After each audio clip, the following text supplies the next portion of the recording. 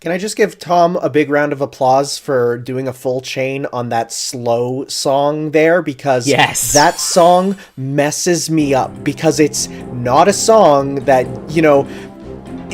whenever you have a very slow, meandering song in a music rhythm game, it will usually throw you off because you're so used to, Disney Eurobeat, and instead you're getting Disney the soft piano collection with a fiddle in the background, Yeah. So you get screwed up by the timing change. So very good job on that one, because I didn't fail it, but I certainly didn't get an excellent on a lot of the stuff there. I remember this song a lot from grinding in Chain of Memories. Fuck, threw myself off there.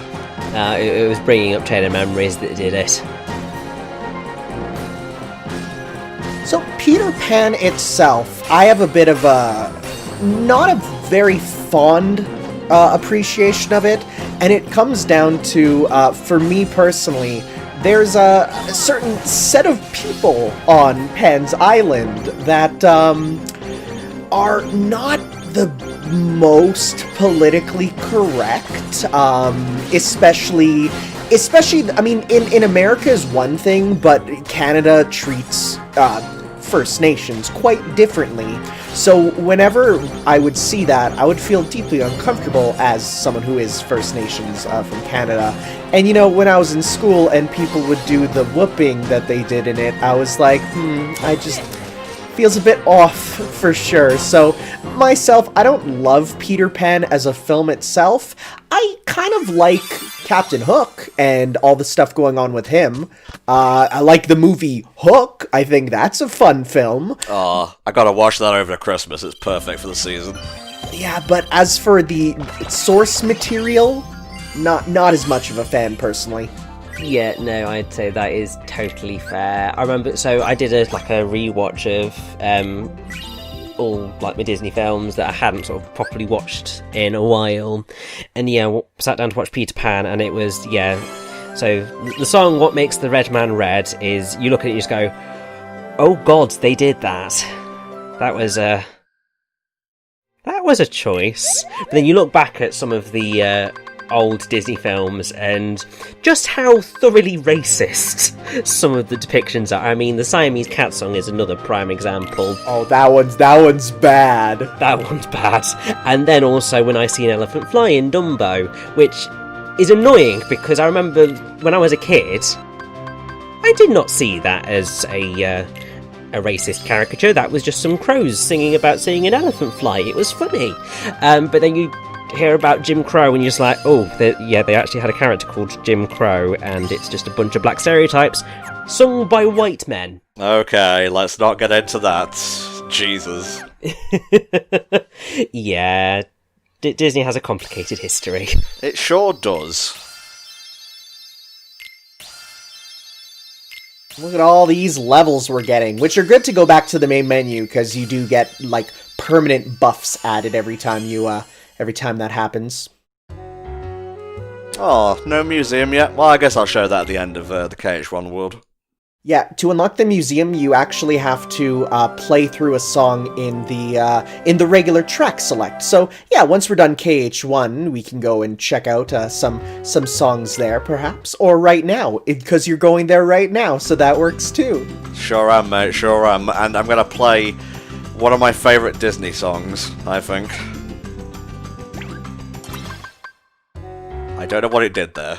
You hit the random button. Right, where is... yeah, here we go. Oh, and it's today's tune. Hey! Although I will say, oddly, this doesn't feel quite as good to play as Part of Your World did in Atlantica and Kingdom Hearts 2. I don't know what happened, but something doesn't quite sit as right as it did. Yeah, different systems, different timing.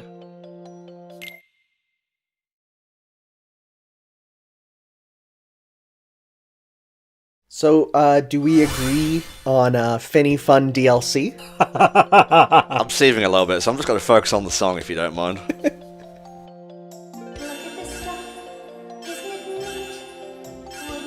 30 FPS cutscenes. I was gonna say, what is this frame rate?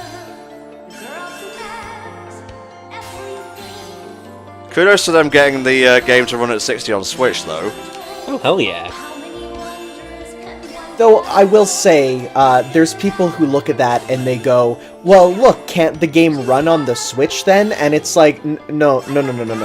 There's actually a lot that's not being done, you know, like the backgrounds are actually very simple and, you know, the actual models are just doing pre-done animations. So because of that, yeah, this doesn't mean that we're going to be getting necessarily the collections on the Switch, though I would not be opposed to that.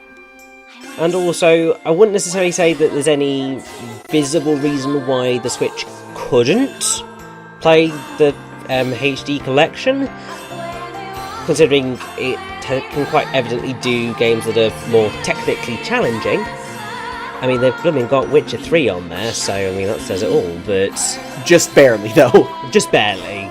But, like, the Kingdom Hearts titles are not as intensive, I suppose, as something like that. So I would say that it probably can do, but obviously it's whether they want to or not. I will say if this sells well, they would probably push for it, just because, hey, more content on it. And of course, if, you know, maybe there's plans for a character in Smash Bros, they might start pushing it through. That'd be pretty cool. That would indeed be pretty cool, and I would be totally down for that. Oh, that was pretty tricky. I hate to see what that's like on Prad. Yeah, you see what I mean by it? Just, there's something doesn't quite sit as well as it could do. Oh, Richie, that's just your opinion, man. In general, the memory dives are actually very difficult. The way that you have to do the stick flicking and with the holds and even transitioning your holds between different ones, it can go kind of wild. So yeah, they're a challenge there. Alrighty.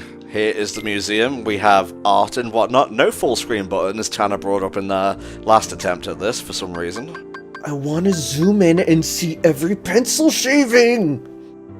That's rad. Multiplayer mode, baby. Japan only for Wi-Fi.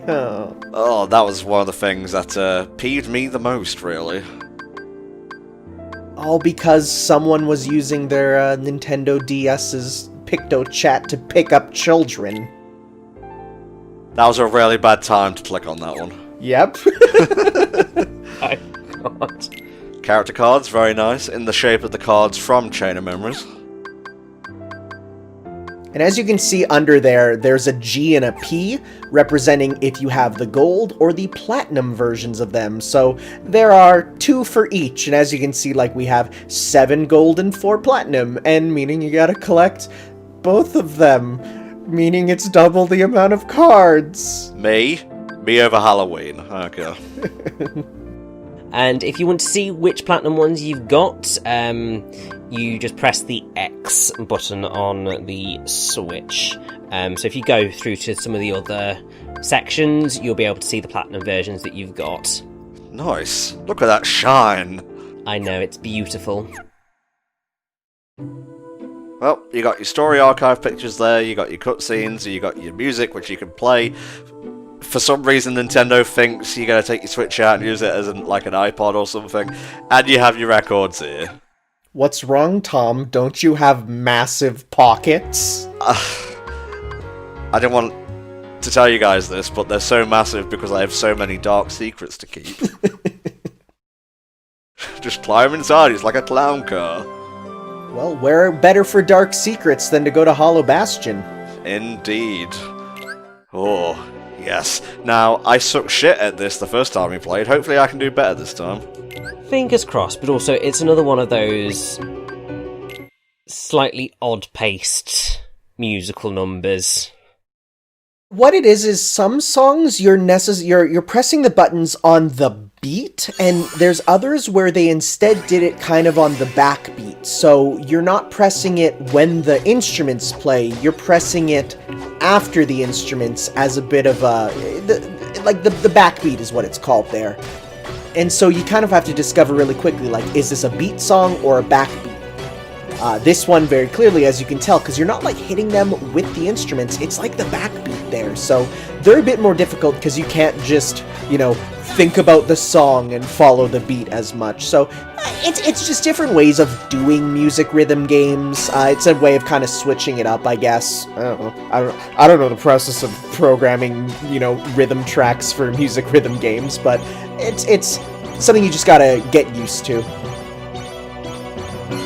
I would say that the majority of the songs in the game are on the beat, and so the majority of them are perfectly fun to play. It is just the odd song where it is those backbeat ones where you're a bit like, oh, this doesn't quite feel normal, because obviously I think mentally most of us like things when they're on the beat. I know I do anyway. The other thing is, as we mentioned in Neverland, the faster songs, even though you think that they'd be more difficult, they're often easier than the slower songs, purely because of that whole timing thing, because it's much easier to do things when things are zooming a little bit more than when you're ready and raring to press the button, you've got to hold off. So Hollow Bastion itself, an original world for Kingdom Hearts, but dang, what a cool one. Just like fitting that pretty much final dungeon aesthetic to a T. You got some cool puzzles. Beast is here being a beast. It's good. I enjoy it. Agreed. Wow. That's an improvement. Take that. It was really only that long string of goods that stopped me from getting a triple plus, but you know what, I'm going to accept that. I'm going to move on. I definitely agree, Hollow Bastion as an original world. It feels like the dark counterpart to Traverse Town in that it feels both Disney and Square-esque, so they've done a good job of maintaining the original conceit, which I'm a big fan of. I'm also a big fan of Beast being so distraught over Belle being stolen that he just rips through reality and goes to another world. That's pretty based. That's pretty raw. Big fan. Oh, yes. Even Donald loves it. Look at him. I was going to attempt a Donald voice there and say, that's pretty poggers, Beast. But I thought better of it.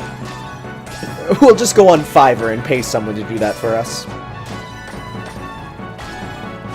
Now we have Scherzo di Notte, which is Italian for the Hollow Bastion battle theme. I don't actually know what it is in Italian. Give me a second. Oh, we're going in with the Google Translate. In general, like, all the original songs for Kingdom Hearts are just as good as the Disney stuff, and in fact, in some cases, I actually kind of prefer it. So Scherzo di Notte is Joke at Night. Oh. So, I mean, the thing is that Yoko Shimomura absolutely loves using Italian phrases for a lot of her late game / dark related songs. I mean, if you look at basically all of the Ansem / end game organization songs, they're pretty much all in Italian. Well, you get a couple different languages there, like you got French with Musique pour le triste de Chien, which is French for sad Shion hours, who up. You got some Latin in there. I think there's even one that's in German. She just likes different languages, and who wouldn't? Just throw them in, it's fun. Oh yeah, definitely. Another full chain, baby. Very well done. The power of Disney and anime together is surging through my veins. If only the actual Hollow Bastion was this easy, because it's not. It's a tough world. And also, just to sort of point out, so that's one of those missions where you are going to have to play the level a second time around at least, in order to get enough items to get across the threshold, which can be a challenge. But also in terms of how the scoring works, it's effectively, if you get over the 9 million point mark, you are pretty much going to get an A++. Uh-huh. And it's, I believe, 7 million that you've got to get over to get an A. So I don't know quite the full breakdown in the middle of that for A+, A++. But, I mean, I'd be able to find it out if I probably looked hard enough, but I'm a little bit too lazy to Google that right now. Just seeing Sora killing these invisibles with a single thunder is like, yeah, no, they're not that easy. They're not. You must be quite overpowered. It's true, although it is a Thundaga rather than a Thunder, but the point still stands. But even still, that is not a magic that you use one of. That's one you press multiple times. You just go thunder, thunder, thunder, and hope they die. But I remember, it depends on how high your level is, but it still takes at least 2 or 3 Thundagas to completely obliterate an Invisible's health.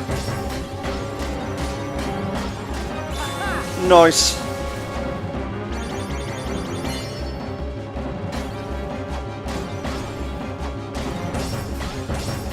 See, this is normally where we'd say, well, how do we feel about the movie? And then we're like, well, no, there's not really that here. I guess, in general, how do we feel about, because we're kind of approaching the end of the game here, of Kingdom Hearts 1 at least, how do we feel about the story at this part of Kingdom Hearts with, you know, with the Sora with the stick and stuff? I really liked it, to be honest, because it's that whole thing of taking away the power that you had and making you work with something else for a little bit. Obviously, gameplay-wise, that can be a little bit frustrating, but in terms of the narrative, it really helps Sora grow and understand what he had and has. It's then really effective because you then get that pushback when you then get to Sora getting the Keyblade back and the fight against Riku, and it's just very powerful. Huh, interesting. That's kind of a recent picture right there, Maleficent meeting up with the character Darkness. Yes. I was gonna say, like, I do not recognize what that picture is at all, and then I saw, yep, that is from one of the mobile games, which I personally don't touch. Yeah, it's Union Cross. I am in that now for the long haul. I don't spend any money on it, but it does take you a while to rack up enough jewels in order to get some decent medals in Union Cross, and now cards in Dark Road. But, ooh, the juicy plot that is in those games is it's fascinating. Incredible happened. Hoping that we would never be separated again. I gave Sora a cheap tchotchke with no magical value whatsoever. It's the least I could do after I watched him lose to Riku over and over and over when he did that kind of flying through the air attack. Oh, we got another slow one, lads. What a great final world. Oh yeah. Why is it, Tanner? You came in there with the more enthusiastic, oh yeah, you get to explain. It's just something about actually getting to see, like, hey, what happens when one of these worlds gets destroyed? And you have to kind of, like, go around and see, like, oh yeah, nothing makes sense here. Like, you can't even tell what is there and what isn't. There's invisible enemies that drop in, like, random encounters. It's such a nice wake-up call to, oh god, this isn't just happy Disney stuff. There's serious consequences to this. The Valley of Crystals. I love this bit. I think what's also really cool with End of the World is that it is the return of the Destati theme, which obviously gets reused and remixed constantly throughout the series. But it's that sort of bookending musically, because you start the game with Destati and then you effectively end the game with Destati, and that's quite a powerful thing to work with. in my eyes, Destati is the main theme of Kingdom Hearts. That isn't an Utada Hikaru song, just because when I think Kingdom Hearts, I think of Destati before anything else. It is just not so much this slow version, but once we get to the battle version and all the, the singing that comes in with the Latin choir, like that to me is the sound of Kingdom Hearts. Although I would say that probably the song that I most associate with Kingdom Hearts is Dearly Beloved. Largely because, it's on every single title screen. Which, case in point, it's the one omission from Melody of Memory that I would say I'm probably most disappointed in. Obviously, it might not have worked as well as a playable song, but then, considering some of the song choices that were included in the game, it's just like, well, could have at least put one version. I mean, even if you put, the smooth jazz version that we got as the title screen music for Melody of Memory, that would have been fun. I kind of disagree with you there, Rich. I feel it's too repetitive, even by repetitive KH songs. I don't think you could get much of a rhythm out of it at all, honestly. And that's the final word, so it is. Well, we still have the epic battle version of it, though. Yes, indeed. Although, obviously, technically you don't have to, because the only worlds that you technically have to beat, well, even though you don't have to beat them, are the ones with the movies attached to them. Yeah, well, I like Kingdom Hearts music, so I'm going to play all the music that I can. Which, in my mind, is the right approach. I mean, if you've gone to the effort of buying the game, for the love of God, get your money's worth. It's interesting, though, because speaking of, what you have to do, that just makes me think of how Kingdom Hearts 1 itself has a interesting style of optional content. Like, when we fly over the sections with the little individual pillars of light in the little rooms there, that's a perfect example of you can go in there and see which worlds you've sealed the keyholes in, because you don't have to do it all. There's some interesting ways of going through the game in, I'm not going to say not intended, but not popular ways to see how things change, like scenes where if you haven't met Alice as one of the Princesses of Heart, instead you'll see Snow White, or skipping worlds altogether, and how that just makes the end of the game. You have different battles in the section with the pillars, which I think we're coming up on right. No, it's after this one, but yeah, so there's some interesting sort of stuff that only Kingdom Hearts 1 does, with the order you can do stuff in and what you have to do all together, which I'm of two minds about. I think it leads to some interesting replay value, but at the same time, I kind of appreciate not having to worry about doing stuff incorrectly, so yeah. I definitely agree with you on that one. Yeah, this area here's what I'm talking about, because normally you'd have the pillars coming out of these, which you would go into, but if you didn't complete the keyholes in one of these, you'll instead get encounters in there.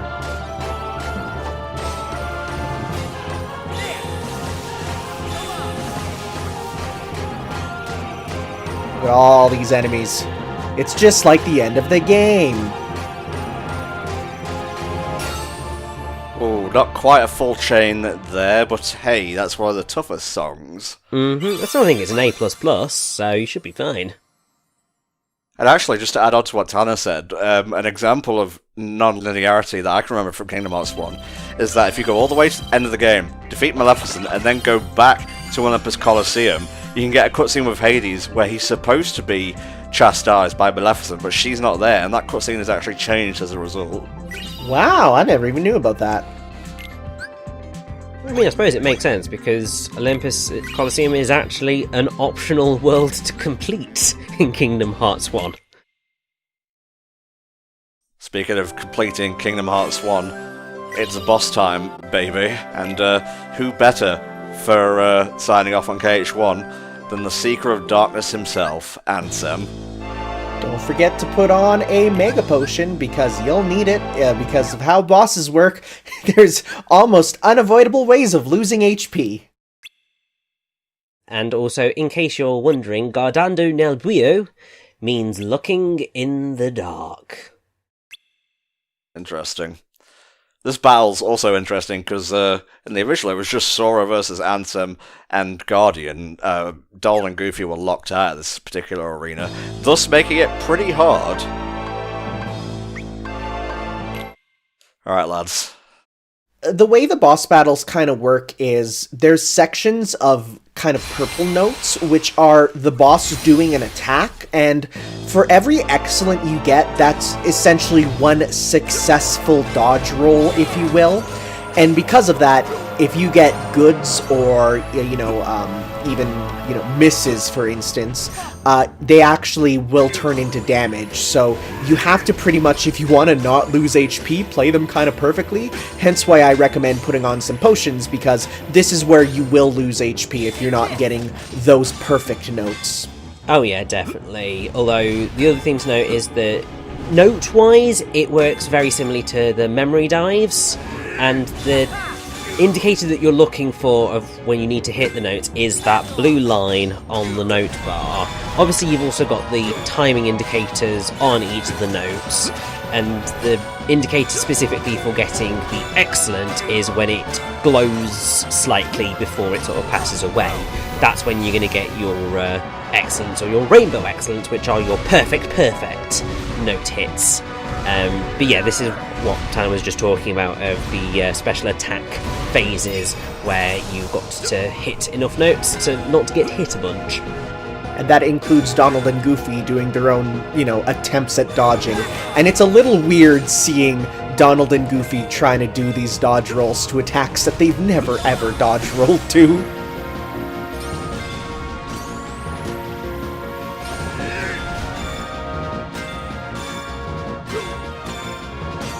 Even in the meaty version, like, this song is so good. And another remix of Destati, but who cares? I'll take a bajillion remixes of it. That's like one of those songs that you'll see on YouTube as like every Destati remix, and I'll like, yeah, sure, I'll listen to every version, all 3 hours long of it.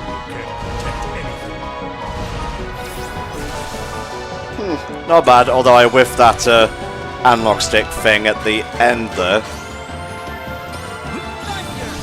In my opinion, that's the hardest note, is the analog stick ones, just because you're not used to doing that, and you have to actually, like, take your fingers off the buttons for the double flick ones. So, bit challenging compared to what you might be used to, but hey, we did it. Not bad. A+.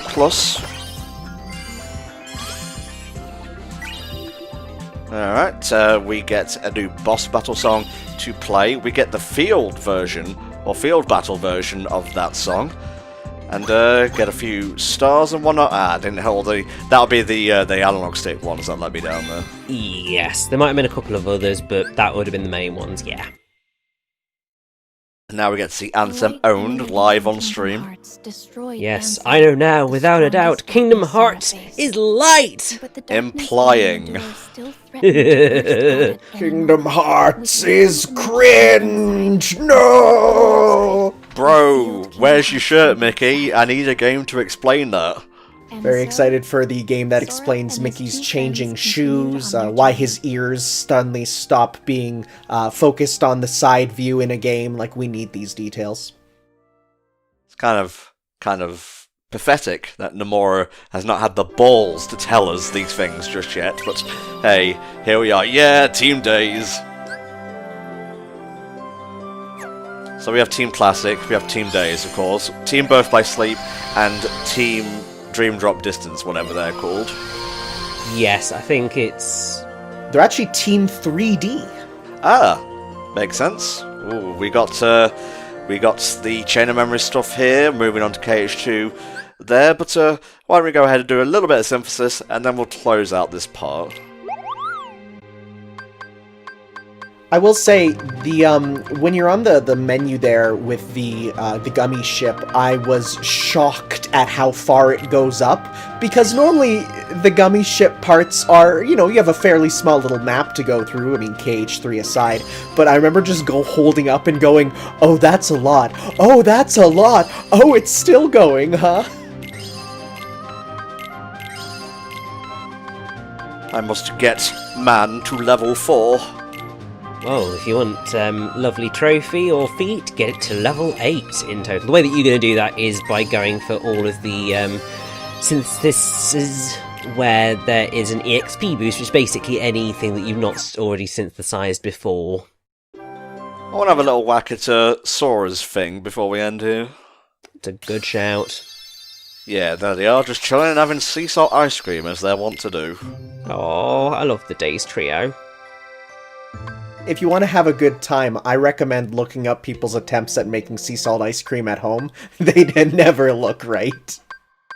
Funnily enough, I did actually try that once, and I don't think I put enough sea salt in it, and also wasn't quite the right texture, but it was still the right colour, and it was nice. It was just vanilla ice cream rather than sea salt.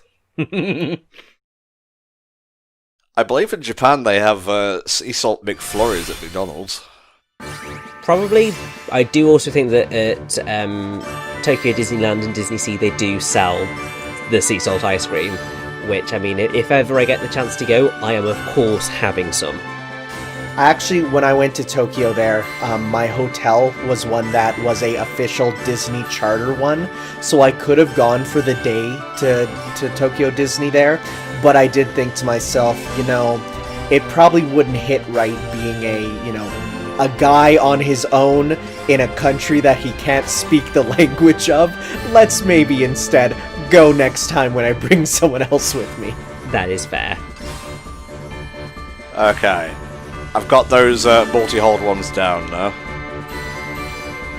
Yeah, they are a challenge. The way that my brain dealt with them is that if it's a sort of relatively simple double note one to hit, or it's one of these ones, is using the relevant trigger, well, the relevant bumper, to use it, because then spatially it becomes a lot easier to figure out which one you're releasing at what time. In general, I actually found myself just pretty much always using the bumpers if the notes are at the side, just in case something comes up where I need to kind of trick my mind into it. So any of these double notes, I would always use just L and R at the same time, just so that my brain can keep it together.